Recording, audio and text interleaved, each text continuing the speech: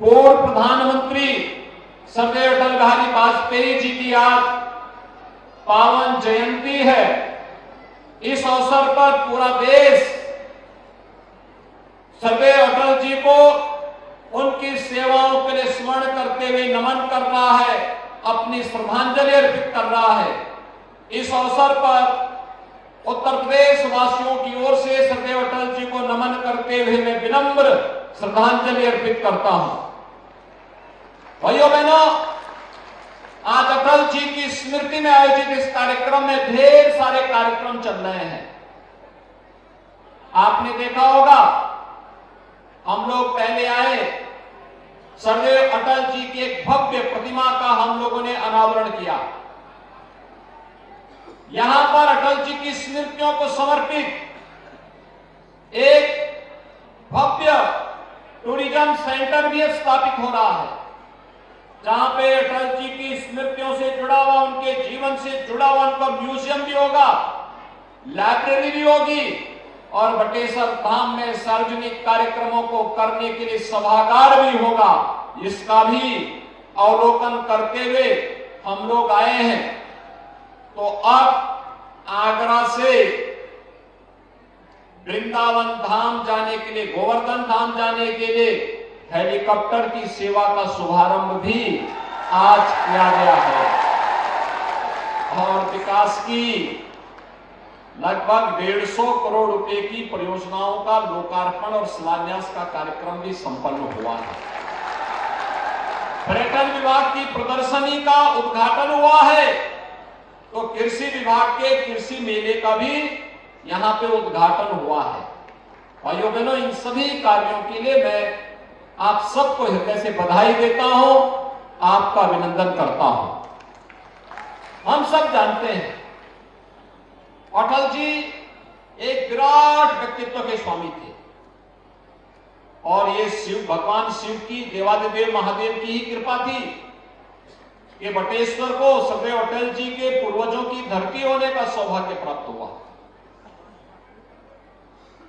अटल जी प्रधानमंत्री बने, केंद्रीय मंत्री बने, सांसद बने, भारतीय जनसंघ और भारतीय जनता पार्टी के अध्यक्ष बने।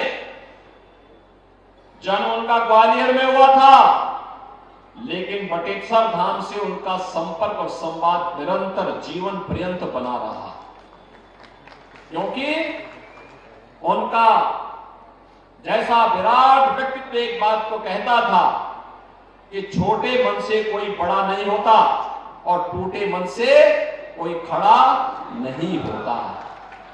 भाइयों बहनों, यही है उनके बड़प्पन का राज।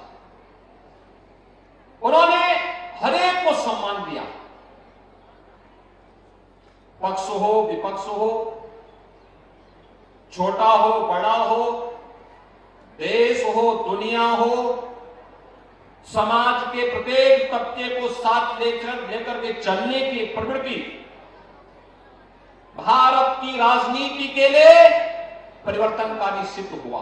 भारत की राजनीति को स्थिरता प्रदान करने का युग अटल जी ने शुरुआत की थी। नहीं तो अस्थिर सरकारें न केवल देश को कमजोर और कंगाल बना रही थी, बल्कि भारत को पूरी तरह खोखला बना करके असुरक्षित भी कर रही थी।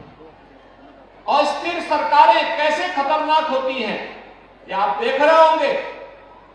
जो आज पाकिस्तान की स्थिति है, सरकार जब स्थिर नहीं होती तो उसका असर भले ही लोगों को, सत्ता में आने वाले लोगों को तात्कालिक रूप से पड़ता हो, लेकिन खामियाजा पूरे देश को भुगतना पड़ता है। आज एक एक रोटी के लाले पाकिस्तान में पड़ रहे हैं और हिंदुस्तान में प्रधानमंत्री मोदी जी पिछले 3.5 वर्ष से फ्री में राशन देश के 80 करोड़ जनता को दे रहे हैं और अगले 5 वर्ष की गारंटी भी मोदी जी ने दे दी।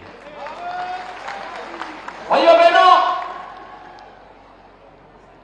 स्थिरता का एक जो पैमाना है, यह समृद्धि का भी मानक बनता है, आर्थिक समृद्धि का भी, खुशहाली का भी और विकास का भी एक मॉडल खड़ा करता है।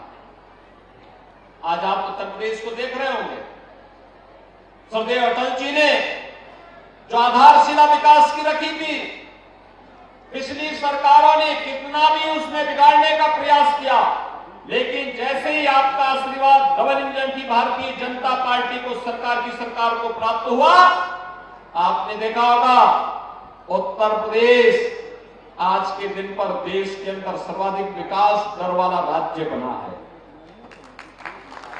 जब हमारे पास सत्ता आई थी तब उत्तर प्रदेश की अर्थव्यवस्था देश की छठी अर्थव्यवस्था मानी जाती थी, और आज नंबर 2 की अर्थव्यवस्था उत्तर प्रदेश ने हासिल की है। ये सदैव अटल जी का आशीर्वाद है, ईश्वर की कृपा है, मोदी जी का मार्गदर्शन है, आप सबका सहयोग है, और परिणाम आपके सामने है। यही उत्तर प्रदेश कानून व्यवस्था जहां ध्वस्त थी, बेटियां स्कूल नहीं जा पाती थी, बहनें मार्केट नहीं जा पाती थी, किसान खेत में नहीं जा पाता था, कोई व्यापारी रोजगार में अपने व्यापार को नहीं कर पाता था, नौजवानों के लिए रोजगार नहीं था, विकास कार्यों के लिए भटकना होता था, विकास के पैसे का बंदरबाट होता था। आज वही उत्तर प्रदेश है, यहां विकास भी हो रहा है, इंफ्रास्ट्रक्चर के बड़े बड़े कार्य हो रहे हैं, गांव की कनेक्टिविटी बेहतर हो रही है। अब न केवल रोड कनेक्टिविटी को बल्कि हवाई जहाज की सेवा को बेहतर करने का कार्य किया जा रहा है। हर घर नल की योजना हर नागरिक के चेहरे पर खुशहाली लाने का माध्यम बन रही है। गरीब कल्याणकारी योजनाएं हर गरीब के जीवन में परिवर्तन लाने का कार्य कर रही है। ये वही कार्य है। पर्यटन की दृष्टि अगर आप देखेंगे इतना परिवर्तन हो गया है। जब हम लोग 17 में आए थे तो भारत के अंदर उत्तर प्रदेश तीसरे स्थान पे था, और आज कोसों दूर तक उत्तर प्रदेश के सामने कोई नहीं खड़ा है, क्योंकि उत्तर प्रदेश नंबर 1 पर है। भाइयों बहनों, हर प्रकार के टूरिज्म के लिए उत्तर प्रदेश में संभावनाएं हैं, लेकिन इसके सजोने का काम हमारा है, हम सबका दायित्व भी है।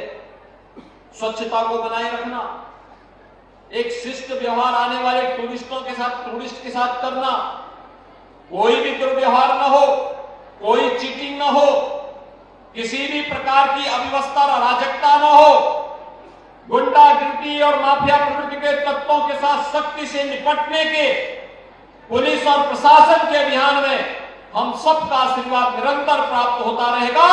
उत्तर प्रदेश को देश की नंबर 1 अर्थव्यवस्था बनने से कोई रोक नहीं पाएगा। और भाइयों बहनों, उसी के लिए आपका आशीर्वाद प्राप्त करने के लिए आज हम सदैव अटल जी की इस पावन जयंती के अवसर पर यहां पर आए हैं। एक और आज सदैव अटल जी की पावन जयंती है। भारतीय जनता पार्टी ने पूरे देश के अंदर सुशासन दिवस के रूप में इस दिवस को मनाने का कार्य किया है, और ये कार्यक्रम एक और दृष्टि से महत्वपूर्ण है। सदैव अटल जी की आज की जो एक जयंती का कार्यक्रम है, ये अटल जी की जन्म शताब्दी वर्ष की शुरुआत भी है। यानी अटल जी अगले वर्ष 100 वर्ष के पूरे हो जाएंगे। और भाइयों बहनों, इस अवसर पर राज्य सरकार ने ढेर सारे कार्यक्रमों को आगे बढ़ाने का निर्णय लिया है। सुशासन के लिए प्रशासन में, शासन में, ग्राम पंचायत स्तर पर जहां इस पर फोकस किया जाएगा, नए नए इनोवेशन होंगे, कार्यक्रम होंगे, वहीं और सार्वजनिक जीवन में भी कैसे हम इसको प्रभावी ढंग से लागू कर सकते हैं।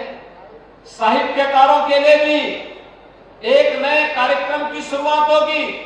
ग्राम पंचायत स्तर से जनपद स्तर तक, प्रदेश स्तर तक के प्रोग्राम होंगे। तो बेसिक शिक्षा परिषद के स्कूल से लेकर के विश्वविद्यालय स्तर तक के भी प्रतियोगिताएं होकर के राज्य स्तर पर उन्हें सम्मानित करने और उन्हें फिर स्कॉलरशिप देने के कार्यक्रम को भी हम आगे बढ़ाने का कार्य करेंगे।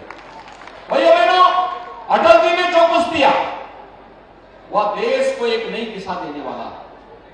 आपने देखा होगा, स्वर्णिम चतुर्भुज का हो या फिर नेशनल हाईवे को वर्ल्ड क्लास हाईवे के रूप में स्थापित करने का, प्रधानमंत्री ग्रामीण सड़क योजना का कार्य हो या गरीबों को अन्न देने का कार्य, इस सदैव अटल जी के द्वारा जो प्रारंभ किया गया था, आज उसी का परिणाम है कि प्रधानमंत्री मोदी जी के नेतृत्व में गरीब कल्याणकारी योजनाएं आजादी के बाद सबसे प्रभावी तरीके से आगे बढ़ रही हैं और विकसित भारत संकल्प यात्रा इन गरीब कल्याणकारी योजनाओं को आप सब तक पहुंचाने का एक सशक्त माध्यम बन रही है। मेरी आप सबसे अपील होगी, विकसित भारत संकल्प यात्रा में हम सब भी सहभागी बने।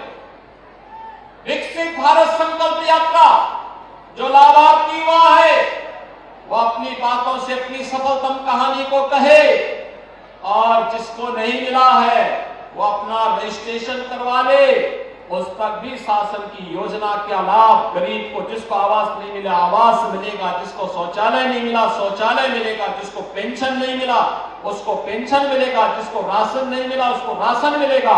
हर प्रकार की सुविधा का लाभ उन्हें प्राप्त होता हुआ दिखाई देगा। और इसी उद्देश्य से आज हम सब आपके बीच में यहां पर आए हैं।